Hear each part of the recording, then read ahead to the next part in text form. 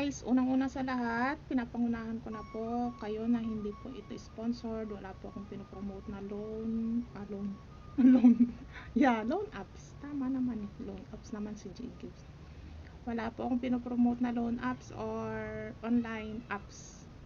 Hindi po ako bayad.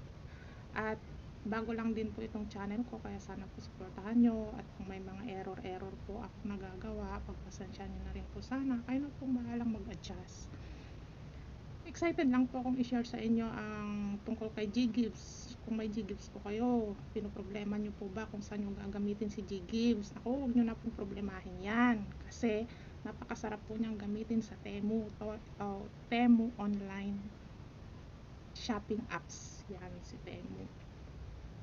Kasi bukod sa free shipping si Temu, pag hindi mo pa nagustuhan yung in-order mo or nagbago yung isip mo, pindutin mo lang yung cancel. Ang bilis-bilis mag-refund ni Temu on the spot. On the spot nagre-refund po si Temu. Na-experience ko na po yan. Halimbawa, wala pang 5 minutes, nagbagong isip ko kasi wala. May reason lang kaya nagbago yung isip ko. Yun, kinancel ko. Tapos, ang refund ni Temu is wala pang 1 minute. Pasok agad sa account na ginamit mong mag-pay. At baka gusto nyo rin pong malaman paano kung alam ko maraming gustong magtanong nito eh. Paano pag si J-Gives nga po, kasi si J-Gives lang po ang ginagamit ko kay Temu. Never po akong gumamit ng cash or ibang payment method. Si J-Gives lang po. Pag alam ko maraming gustong malaman to na paano kung i-refund yung payment kay J-Gives. Kung si J-Gives po ang ginamit yung payment kay Temu, ibabalik din po niya yun kay J-Gives. Hindi po pwedeng i-cash nyo yun or ipa-send nyo sa ibang sa bank account or ibang account. Pag J-Gives, dalawa lang po ang option nyo doon. Ang alam ko, dalawa lang po ang option nyo doon. It's either i-refund kay J-Gives or ilagay sa nyo sa Temu credit account.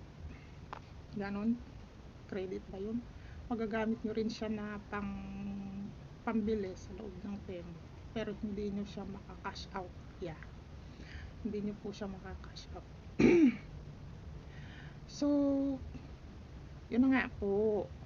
Ang gusto ko pong i-share sa inyo, si J-Gives po ay, imbes na problemahin nyo po yung paghahanap kung saan i-convert si J-Gives para maging pera. Naku, wag nyo na pong problemahin yan kasi napakasarap po niyang gamitin sa Temu, lalo na po kung gagamitin nyo siya for business. Alam niyo po ba na sa Temu ay napakarami pong products na pwedeng pang business.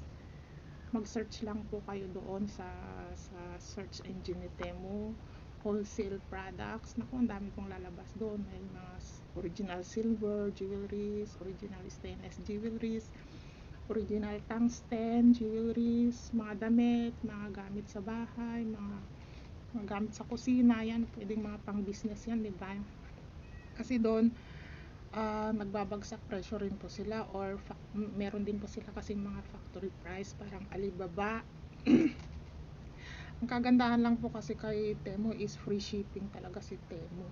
Free shipping as in kahit below 200 pesos lang yung o-orderin mo. Free shipping talaga siya kasi pag may binasa ako dun sa loob ng ni Temu, terms ba yun or sagot nga ni Temu ang shipping talaga kasi partner siya ng mga ewan ko, basta free shipping po si Temu. Ayun, yun lang naman po yung gusto kong i-share sa inyo, na masarap gamitin si J-Gives sa Temu guys, lalo na kung gagamitin nyo siya sa business. Pangpuhunan. At kung gusto niyo naman ng gadget, ginamit ko na rin po si J-Gives sa gadgets. Marami rin pong murang gadgets doon na mag-search lang po kayo yung legit. Kasi alam niyo na, kahit saan namang online platforms may mga scam eh. Oo, be aware lang sa mga scam sa mga fake, di ba? i-search nyo pa rin, marami po doon mga legit, yung mga marami ng reviews, mga legit na reviews. Tapos kung ilan na ba yung followers nung seller, ilang years na ba siya kay Temu, established na ba siya in 1 year, 2 years, ibig sabihin trusted na po siya. Tapos basahin nyo rin po yung mga reviews ng products, ganun, para iwas scam po. Isa pa na mai-share ko, may alam niyo ba na may technique para yung, 'di ba, pag nag-i-scroll po kayo sa Temu, makikita nyo parang ang tataas ng price, 'di ba? Parang namamahalan ka sa Ang style ko po diyan is ina-add to cart ko muna siya. Ina-add to cart ko. Tapos pag nakita ng system ni Temu na na yung products na yun is nasa cart mo, tapos hindi mo ginagalaw, binabagsak presyo po niya yan. Binabagsak presyo niya. Ako po kasi yung tipong ayoko nung maraming pasikot-sikot, ayoko nung mga spin-spin, may mga ganun kasi si Temu may mga pa-spin-spin siya, may mga pa-bonus siya, may pa-discount siya.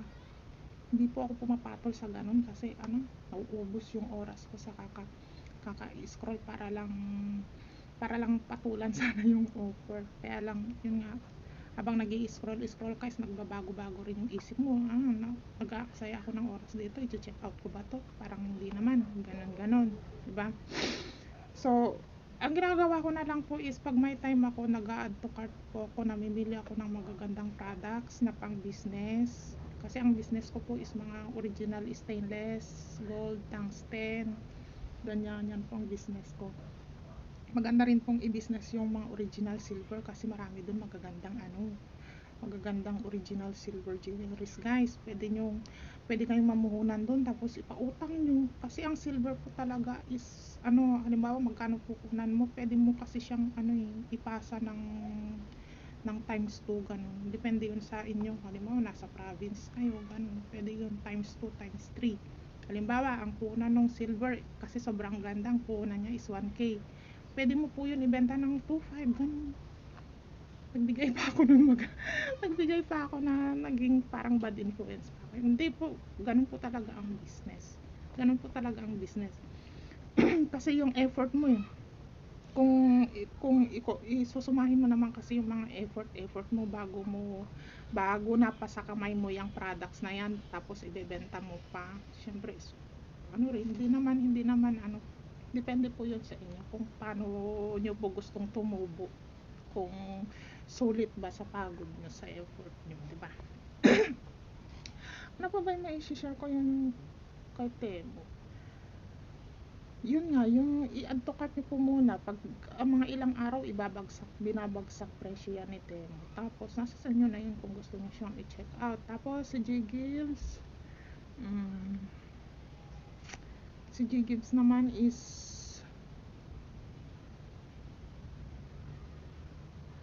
ano pa bang mai-share ko kay G Gibbs? Masarap pong gamitin si G Gibbs. Kung hindi nyo pa naman na-experience si G Gibbs at may gusto po kayong itanong, tanong lang po kayo dyan sa comment box at sasagutin ko po yan. May time pagdating sa pagsagot ng comment, at bago pa lang naman yung channel ko, may time po akong sumagot, promise. Si G Gibbs, di ba, yun nga, yung ito ang may share ko pala kay G Gibbs, guys. Based sa experience ko G Gibbs to Temu. Pag below 8,000 po yung chinek out nyo kay Temu using G Gibbs, pag below 8,000, 6 months installment po siya. Ang pinaka maximum niya is 6 months installment based po sa experience ko.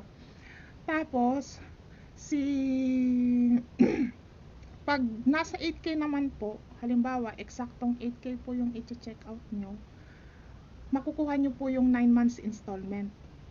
Katulad nitong last check out ko po is 8,002 pesos. Nakuha ko po yung 9 months installment. Napakababa lang po ng interest na G Gibbs pag ginamit mo siya sa Temu, promise.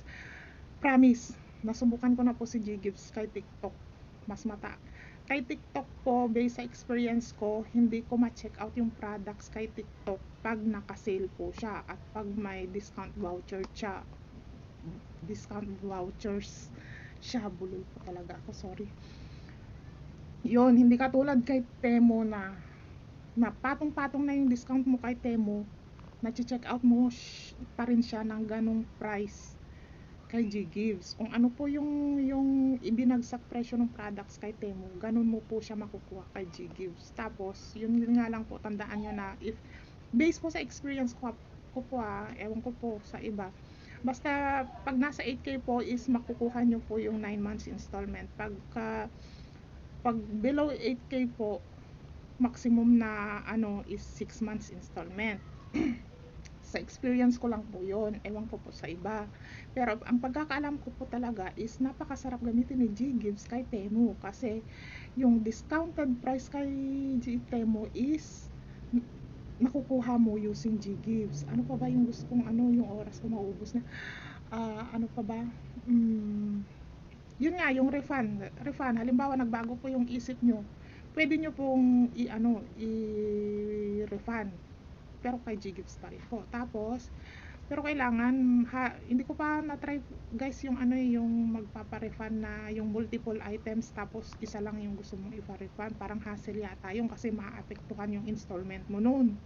Nung last na ano ko, gusto kong i-cancel yung one item kaso iniisip ko maapektuhan yung yung 9 months installment ko. Baka mamaya gawing ni G-Gives, i-adjust niya sa 6 months installment, diba?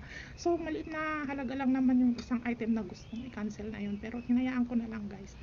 Para lang, hindi na lang magbago yung, yung oras ko paubos na. Para hindi na lang, guys, magbago yung, ano tawag nito? Yun nga, yung contract, 9 months installment contract kay G-Gives.